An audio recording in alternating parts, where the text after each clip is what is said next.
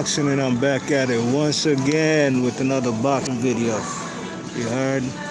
Just grabbing a couple last minute groceries for Thanksgiving. While I'm here at the supermarket, man, in this long ass line, I said, let me kill some time. Let me do this video. Jermell Charlo versus Brian Castano, a fight that I didn't think we would see the rematch, especially in an immediate rematch. Well, it's happening. It looks like this fight's going to happen in Houston, Texas. They're going to put this fight in Houston, Texas in February of 2022. This is actually great news, good news. One step closer to having an undisputed champion at 154 pounds. Something that we haven't had since the mid-2000s when Winky Wright became undisputed when he beat Shane Mosley. You know what I mean? This is great news, y'all. You know, I was really doubting whether Jermell Charlo wanted to take this fight. Sorry, if I sound a little muffled. I got this mask on my face here in the supermarket. You already know how it goes. But I'm surprised that this fight's taking place. But I congratulate both guys for getting back in the ring and trying to accomplish and finish what wasn't finished in the first fight. Now, I covered the first fight. I did videos, pre-fight videos and post-fight videos. I thought Brian Castano won that fight easily, 8 rounds to 4. I mean, I didn't even see a 7-5, but 8 rounds to 4. Nothing controversial about that fight. So I was really disgusted with the decision, you know, when they called it a draw. Well, both guys come back in the ring refreshed, and they're going to put all their titles on the line for Undisputed, you know what I mean? Looks like they try to do whatever they can to get Jermell Charlo to become undisputed by having this fight not on neutral ground. You know, it's not on a neutral site. It's in Houston, Texas, hometown of Jermell Charlo.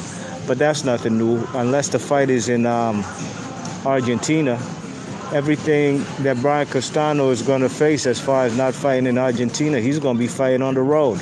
So whether the fight's in Las Vegas, whether it's in New York City, whether it's in Houston, Texas, Brian Castano is going to be the road warrior.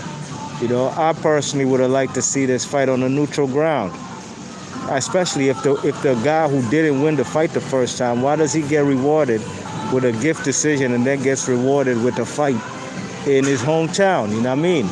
And it's Texas. You already know, man. I've been seeing bad decisions in Texas since the early 90s. Pernell Whitaker versus Cesar Chavez Sr., you know what I mean?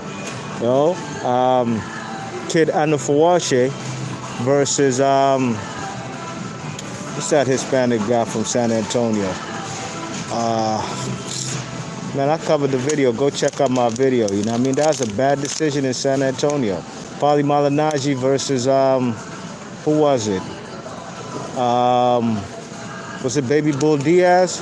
Bad decision in Texas. So I don't like these fights in Texas, especially when they're going to be favoring the judges, the referees, and the crowd's going to be all in favor of Jermell Charlo.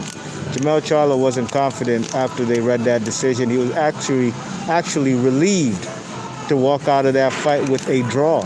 You know what I mean? So at least he has his belt. Just like Triple G in the first fight versus Cannoli. Now, I thought that the first fight was a draw, and if anybody should have won that fight, it should have been Triple G, but I had it a draw. I thought the judges had it right.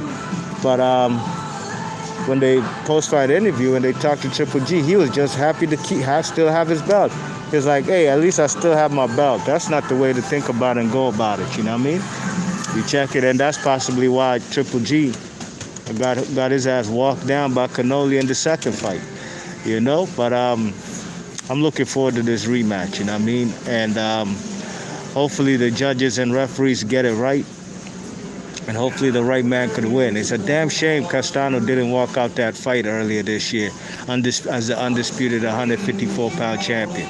But we can't cry over spilt milk. This is boxing, you know what I mean?